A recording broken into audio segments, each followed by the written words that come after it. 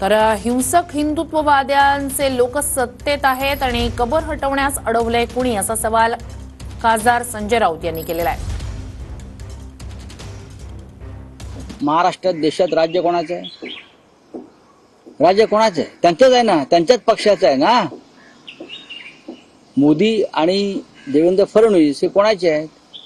याच विचारांच्या लोकांचे आहेत, हिंसक हिंदुत्ववाल्यांचे आहेत।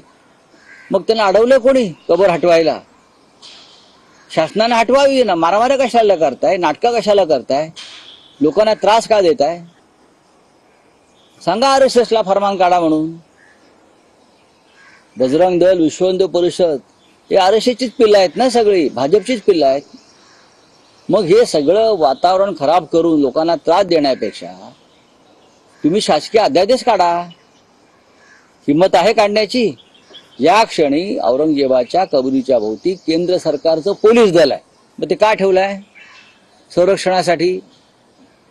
केंद्र सरकारचं पोलीस दल आणि ती जागा केंद्र सरकारच्या अखत्यारीत आहे ना।